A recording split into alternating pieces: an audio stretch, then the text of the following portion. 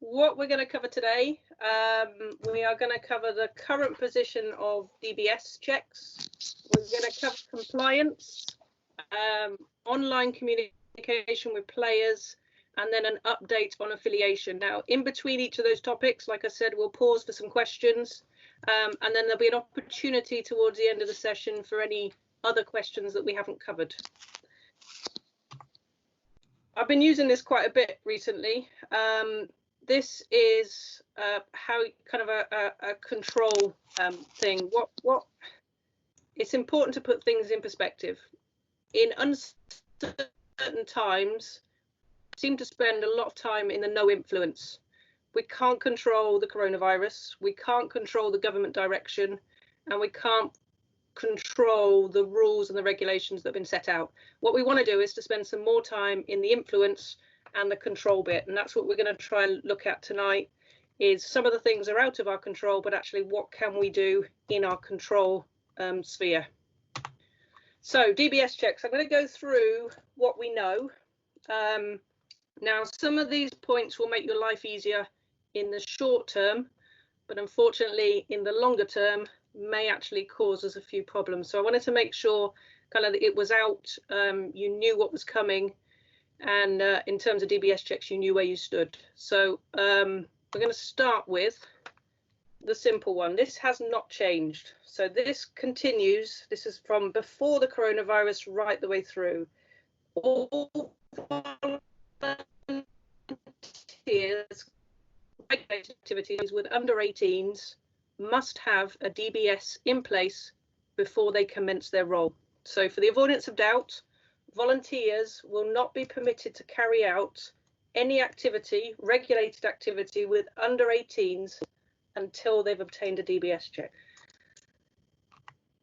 First problem, no new checks are being submitted whilst football remains suspended.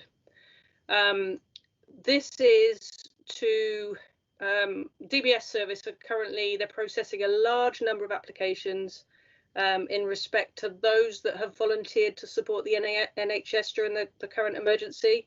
So for that reason, to take the pressure off the system, the FA are not going to be processing any new DBSs in the short term.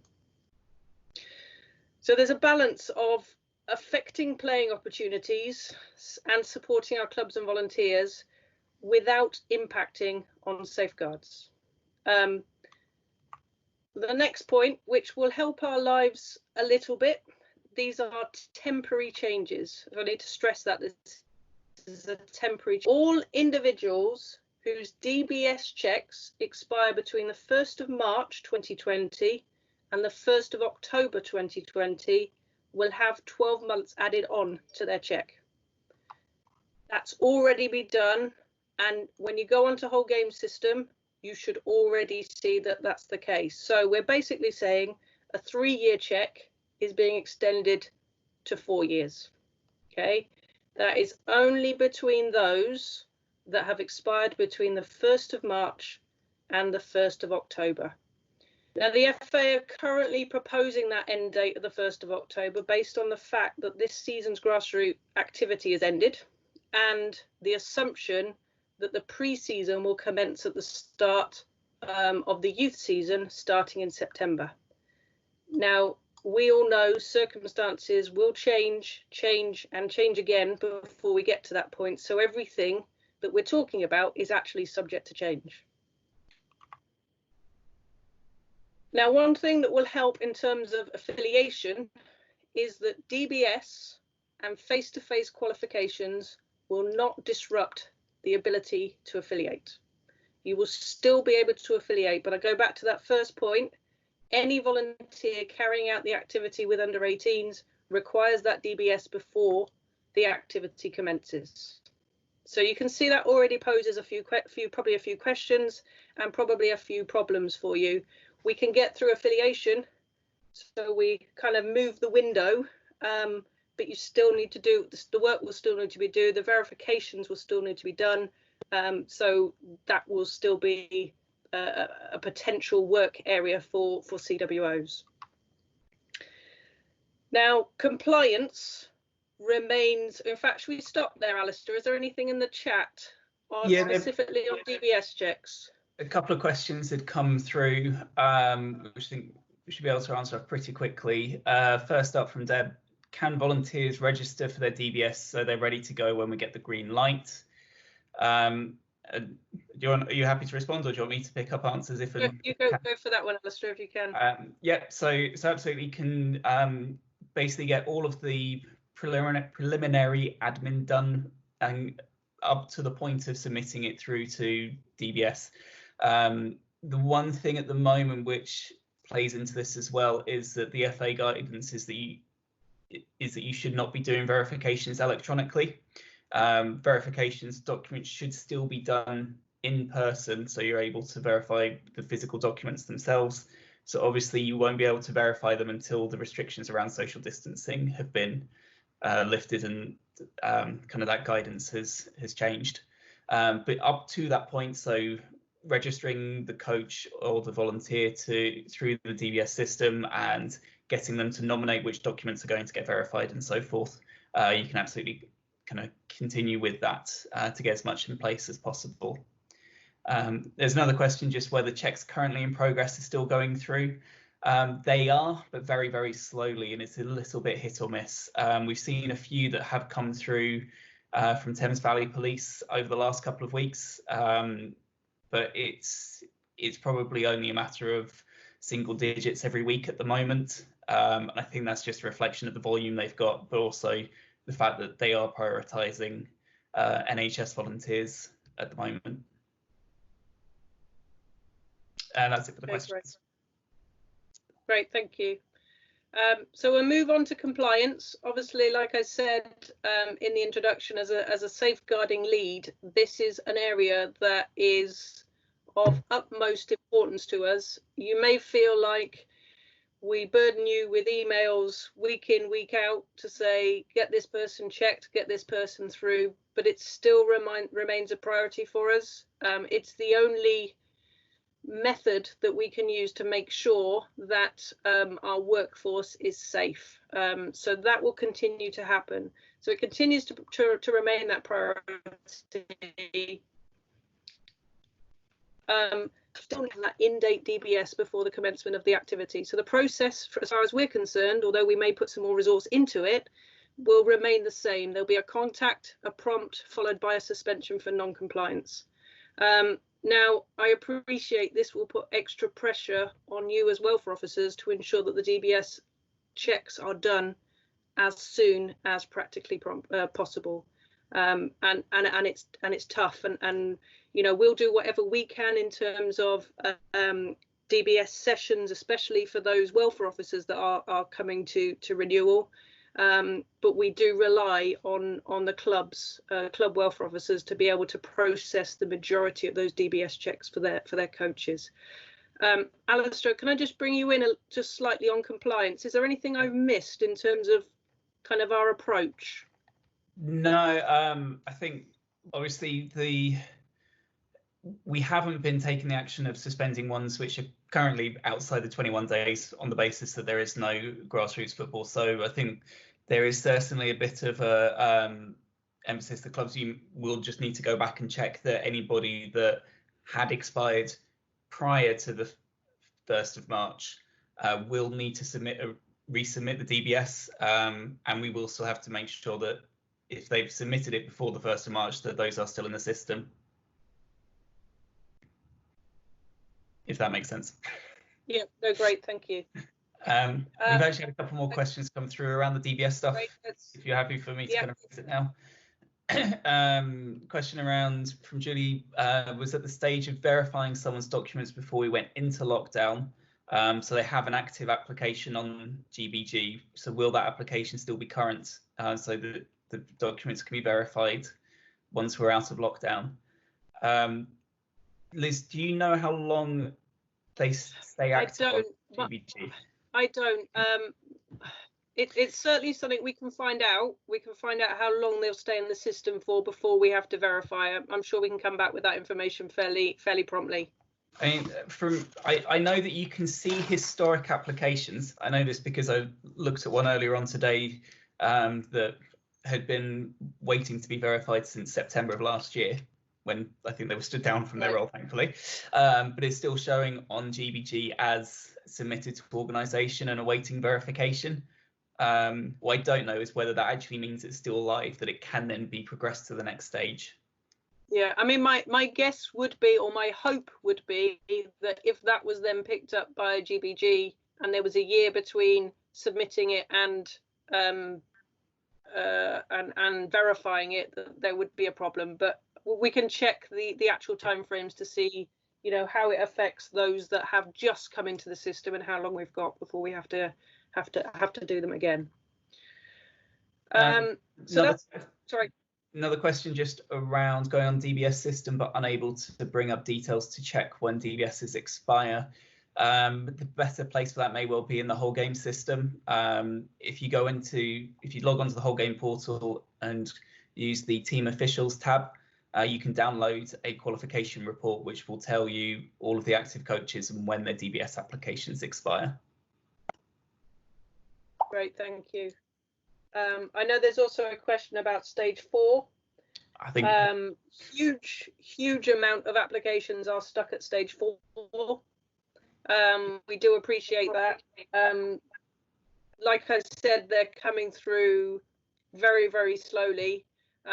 We can give a nudge after, I think it's the 90-day mark, but we will obviously just have to bear that in mind at the moment, that football doesn't take the priority.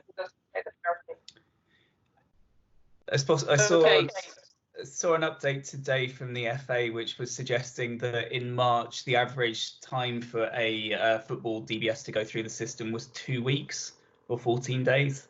But I am conscious that I think a lot of ours seem to be taking longer than that because we're in such a high volume area with Thames Valley Police. So we'll be contacting the FA and Thames Valley Police just to try and see if any plans are being put in place, or whether there's any flexibility that can be allowed just around that, because whether that is a realistic time frame is, I think, quite optimistic. Yeah. Thank you. Any more questions before we move on? No, I think that's everything so far. Okay, right. So I'm just going to move on now, and this feels like I'm preaching to the converted, but what we have had over the last couple of years are a few incidents where people have fallen foul of these, I suppose they're simple guidelines. During COVID, your communication has to be online, has to be digital. So I thought it would be worth just going through these again, just so that you have them as a reference point, and the ability to be able to pass them on to your coaches and managers. So general rules for communication online: need to have consent, need to have signed consent from parents or carers in order for that child to be part of a group. What's really important is that you explain the purpose of that group. There's lots of different ways for you to communicate: group texts, emails, WhatsApp. There's hundreds, but please only use groups. And the reason for that is that you have security in numbers. You're not dealing with one individual at a time. You are working as a group. The other bit of advice that is not on the screen is make sure you, as the welfare officer, are included in that WhatsApp group. I think it's really important that you know what that communication is with our young people. So that would be my advice, is get yourself onto that WhatsApp. You don't have to do anything with it. All you're doing is monitoring it and being that, I suppose, that second safeguard to make sure that things have been done properly.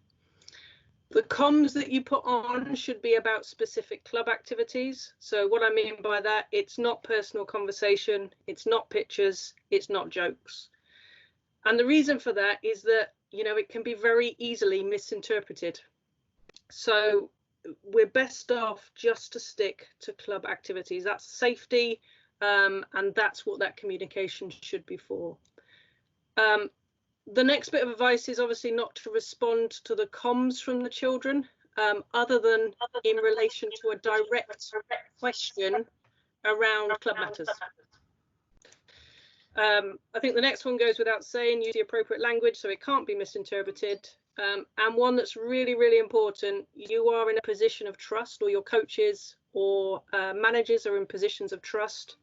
Please do not accept them as a friend on your own social media platforms. Players, referees under the age of 18 should be a complete no. That's one area that you can really control yourselves. So whilst football's staying at home, there's a great opportunity for coaches and managers to keep in touch with players, with other coaches, provide training ideas, tips on keeping fit, skills challenges online. But as a coach or manager, it's really important to keep an appropriate boundary in that digital space.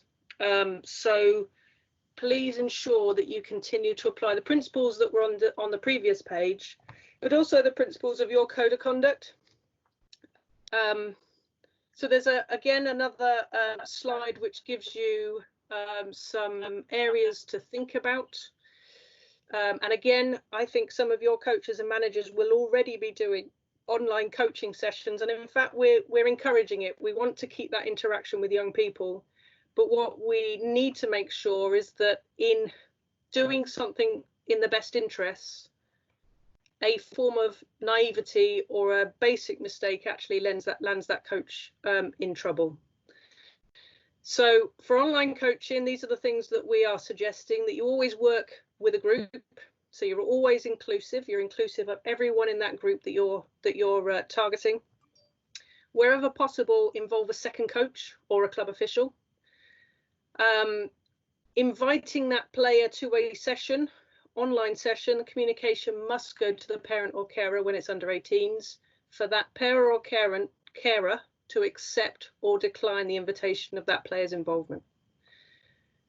Really important that the background, I've put neutral, it should be appropriate. It's not a session, and I'm being a bit flippant with this, but it's not a session that's done in a coach's bedroom. It's not, it's very, very easy to make a mistake where that background should just be neutral. There shouldn't be anyone walking through the environment. It should be a very safe environment. Goes without saying, coaches and managers must wear appropriate clothing, and the players. The purpose of the session needs to be clearly communicated. I'm not going to talk about language being professional and appropriate, because I think that goes without saying. One thing that's really important is those sessions are not recorded. And I think before the call we were talking about Zoom and the problems there. As soon as you record something, the National Crime Agency, they've identified the potential for an increase in online child sexual abuse based on recordings. So again, it's just something to be aware of and to make sure that your coaches are not doing, is recording that session. My cord. And then finally, it's around that session, exiting, keeping it to a reasonable length of time. I think that goes without saying. So I'm going to pause there again. Like I said, this is an area that I think you all know, but it's an opportunity for us as a county just to make sure that we set out those boundaries and those guidelines to you all. There are a couple of online guidance notes which this has been taken from, which we'll be happy to send around with the recording of this session and the PowerPoint slides, just so you have them and you can distribute them to your coaches. Alistair, any questions on this part? Yeah, there've been a few that have come through. So Ken's put one through just around comms, but I'm going to probably come back to that when we get later on the session to any other business. Okay. But around kind of the communications with minors and with teams, Katie was asking that obviously the big club over 40 teams, so as welfare officer, does she need to be on every single group?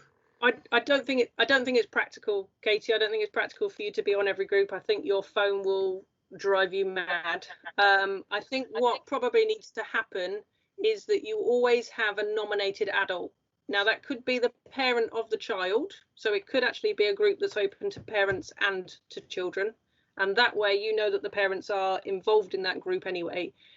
Equally, it could be a second coach or another member of the committee that chooses to sit in on that group. They might already have a vested interest in that particular age group. So I think it's about being sensible, using some common sense. I don't think you're right. It's not practical to sit on 40 groups. So, and the question is also just around if it's a parent-only group, would the welfare officer need to be included on that one? But if there's not children on it, then... If there's no one under the age of 18, you don't need to worry from a safeguarding point of view. You may want someone separate from a committee from a complaint point of view. So sometimes we get through complaints where WhatsApp's been used as a vehicle.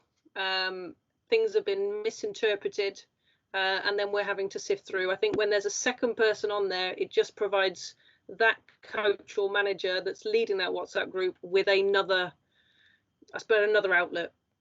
So like I said, this is about under 18s. Yes, certainly need some adults on it. Over 18, that's up to a club to decide.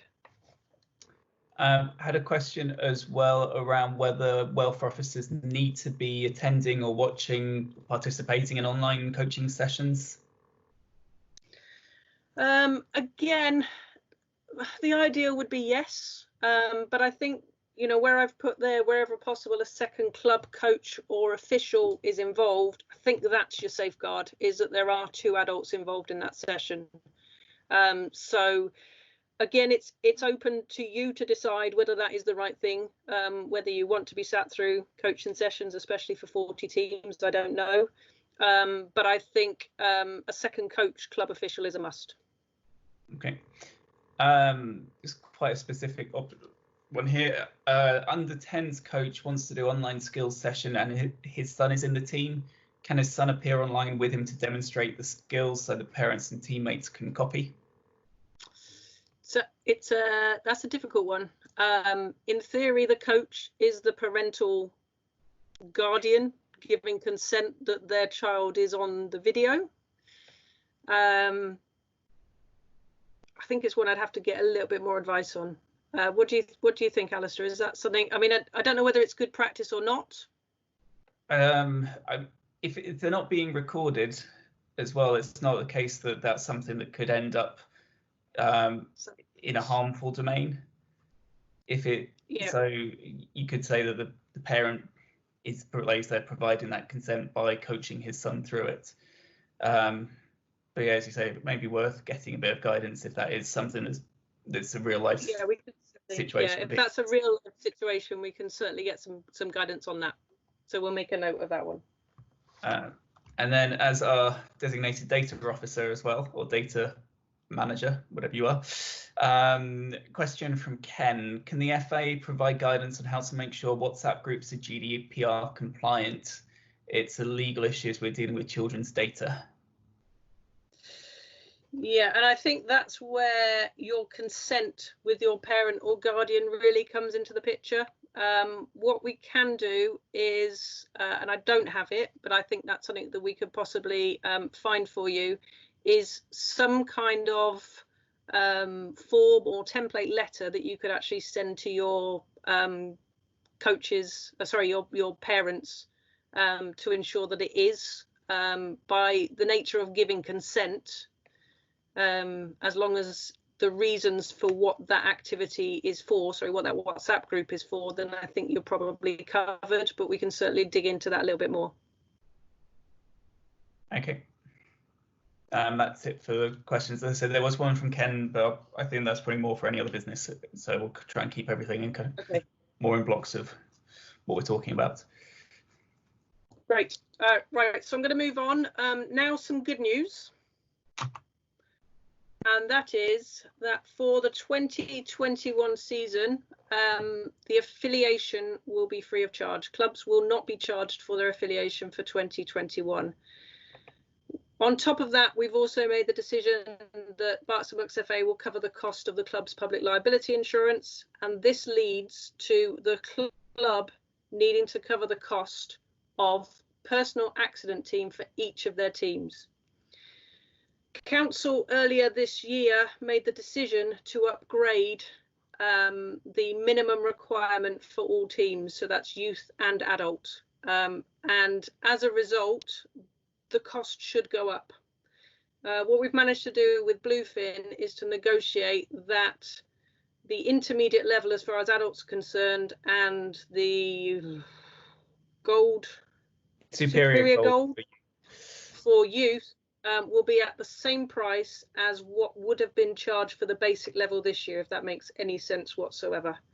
So I'm going to give you just probably not worried about the adult, just a quick idea of the costs. Youth, so gold superior is going to be £15 for under 12s and below, and £20 for under 13s and above. So this is our new mandatory insurance, and you're getting it at the cost of the basic level. I mentioned we're going to be purchasing the public liability on your behalf, so free of charge. This has been increased to £26 per club, but I'm sure you're not worried about that because we're paying for it. So that's great news as far as we're concerned, and we do feel that this is you know, in a time when clubs are struggling, is an opportunity to put funds in the right place to support grassroots football.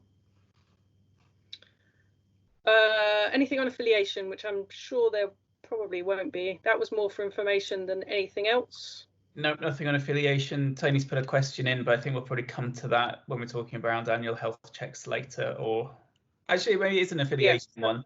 The question was around coaches who've been unable to update their first aid qualifications. Where do they stand when training and matches for when the new season starts? From an affiliation point of view, it won't hold up the affiliation application and it won't prevent the teams being able to play. From a compliance point of view, it's linked into annual health checks, and it would need to be renewed before the end of last season in order for you to be able to renew your annual health check status next season. In terms of liability, if they have an expired qualification, are they still able to fulfill the role of the emergency aid provider? I believe so. Liz, are you able to? I'm a little bit in the dark on that one, to be honest, Alistair. I think I would agree with you. So generally with annual health checks, you have to update the qualifications by the end of the season to have a health check renewed. So I don't think the fact it may have lapsed by 2 or 3 months will prevent you being able to fulfill that role. Yeah, great. Al, while we're on it, do you want to just cover off annual health checks, where we are? Because I think a number of the questions that came through by email were about qualifications expiring. What about safeguarding children courses? And as you've just touched on, they're not requirement of affiliation, but obviously absolute best practice for clubs to have them in place. I wonder if you could just cover off health checks for us, Alistair. I can probably do affiliation first. Just affiliation and charter standard are two separate aspects. Affiliation is a mandatory requirement in order to be able to play affiliated football under the FA's competitions and county FA sanctioned programs. Charter standard is a kind of an industry kite mark that says you meet certain criteria of best practice around level of qualifications within your club. So the only requirement for affiliation is around DBSs, to make sure that those people involved in regulated activity have the required background checks.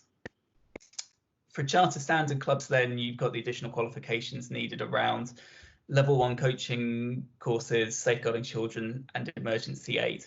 So if you have coaches who have not been able to renew those qualifications because we've had to suspend our education courses, it will not prevent you affiliating next season.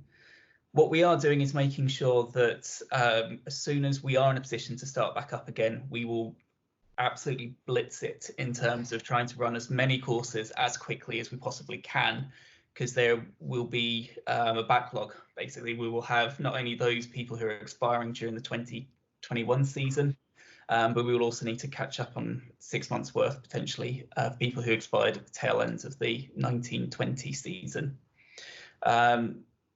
Those of you who may still have annual health checks outstanding for the 1920 season, we're working through them on a daily basis at the moment. We are currently down below 30 needing a sign off, and hopefully every club has now been contacted by one of the core team staff that's still at Bucks and Bucks during this period, just to kind of confirm if there's anything outstanding or what we need from you in order to be able to sign that off.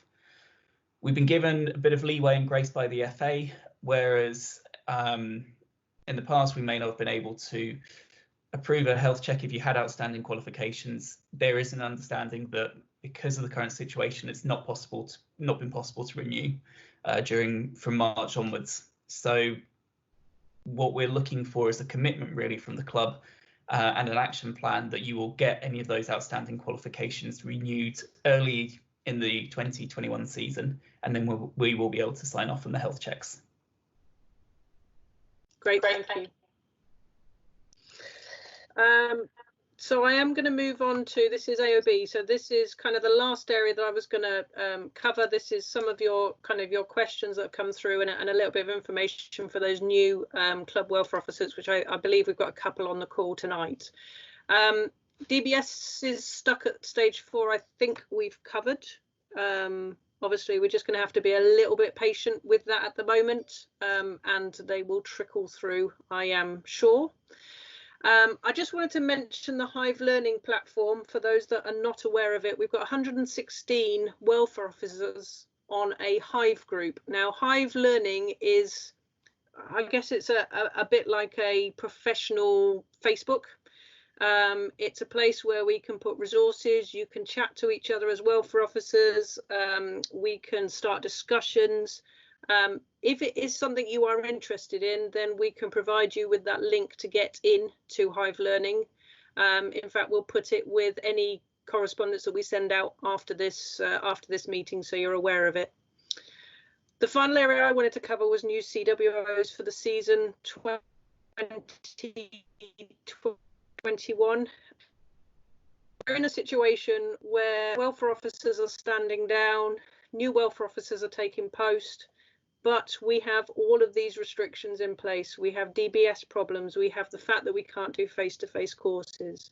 So we have to be flexible while not compromising the safety of the people we are here to serve and protect.